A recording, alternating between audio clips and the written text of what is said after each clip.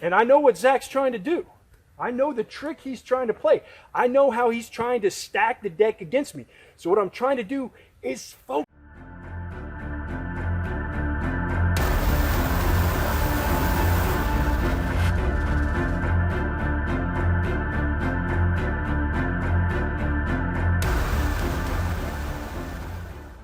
It's Matt. This is Zach Chapman. I posted a video or a link to a video that hopefully you've had a chance to watch, put out by Funker Tactical, and it's Fred Maestro doing an unblockable throat cut.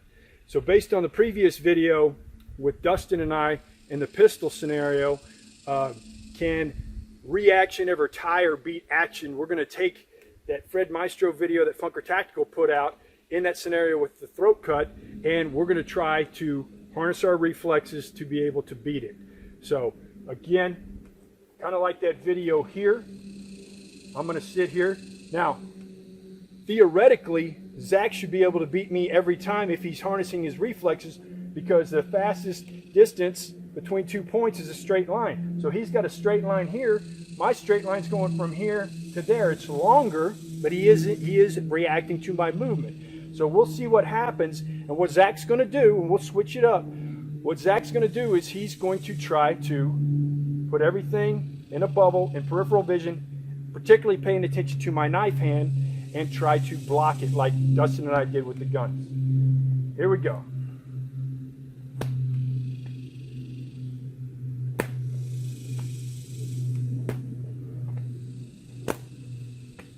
We'll switch it up. Here we go.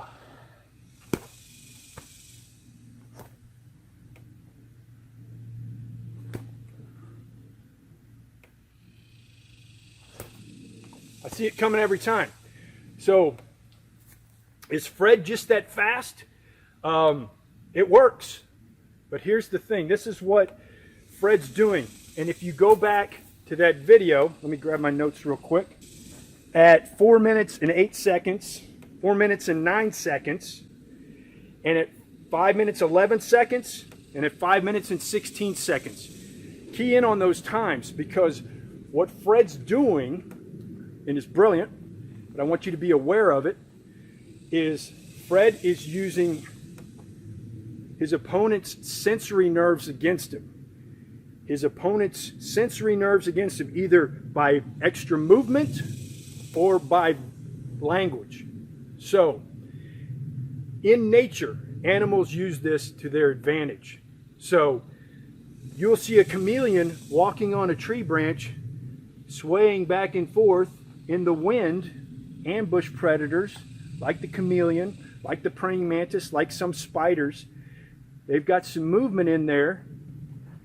And with movement, once your mind recognizes there's movement, it's very easy to harness a reflex from a static standing still position to a quick movement. Whoa! But now when you add movement, it forces you back into a reactionary state of mind, and I want you into lag time, and I want you to be aware of it. So you remember the slap game that Dustin and I did.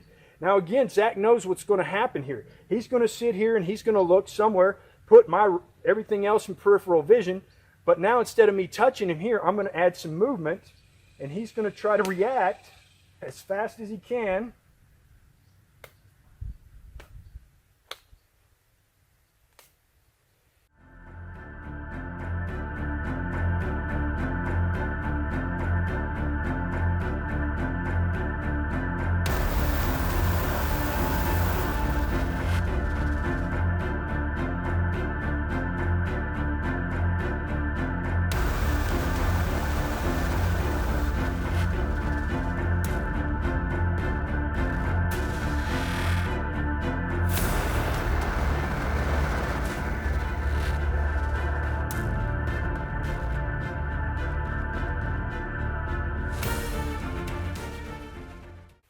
Forced him. I got some sensory overload going. It forces him into a conscious state of mind, into lag time. So the other thing I can do with this, and what Fred does in some of those parts of the video, is he's using language. So not only can you do sensory overload with movement, I can also do it because you have another sense, the sense of hearing. Now I can talk to Zach. So again, I'm not going to add movement on this one, but I'm just going to talk to Zach, and I'm going to try to, sit here and, what's your birthday, Zach? July. What's your favorite color? So now that we're engaged in a conversation, and he's listening to me because he doesn't know when I'm going to hit, his brain's sitting there trying to process the language that in the words and what's Matt saying, what's he meaning. So again, I force him into a reactionary state. I force him into lag time. Now, if I want to couple both these things, which in some of those scenarios, that's what Fred's doing. Hey, Zach, how's work going, buddy? Going pretty good. So the other day, well, what are we going to do after this? Are you getting thirsty? Yes. So you see what I'm doing to Zach? And let's, you saw him beating me. So if you're not, just like regular without those extra verbal cues, he's going to harness his reflexes. He can beat me.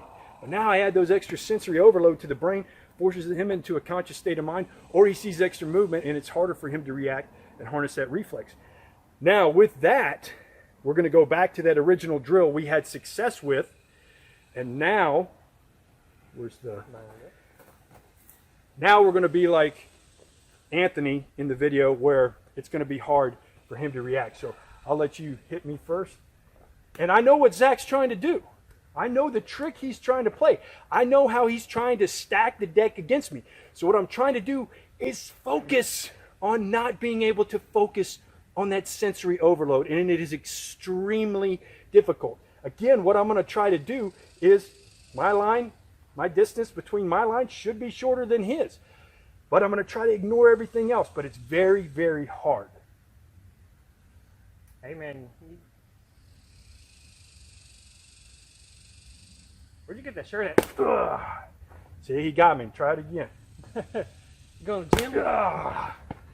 So now he's moving. He's swaying back and forth. He's talking to me. It's virtually impossible. Now let's try another one. Let's shorten that distance, that one line. So now all I'm going to try to do is this. I should be quicker, right? I'm going to try to do this. So I'd rather get my cheek and lose some teeth and maybe get a little chunk taken out of my shoulder than get my throat cut. So again, I'm shortening the line. He's still going to try to use these techniques, that sensory overload, to try to cut me. Hey, when can I get one of these shirts? He got me. Shoes untied. Look right there, man. I got a little bit of deflection. So you can have some success with this if you shorten the line. We'll try one more. Let's see if I can get 2 out of 3. Anyways, videos are getting kind of long, right?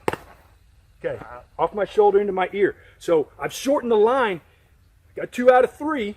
So I'm not trying to do a major motor movement, just something quick and easy.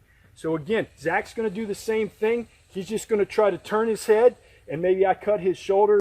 Zach's just going to try to shorten that line, turn his chin, and not let me get his neck. He'd rather me cut his cheek or his shoulder. And I'm going to be using all those distraction techniques again. So when I'm sitting here talking to Zach, and I'm trying to sit here, still very difficult for him to, even though that line is short. Okay, so I got 2 out of 3. I got lucky. Zach, I got quite a few in there. So you just need to understand that if someone gets in your space, be situationally aware. If someone gets in my space, first of all, I don't feel that comfortable.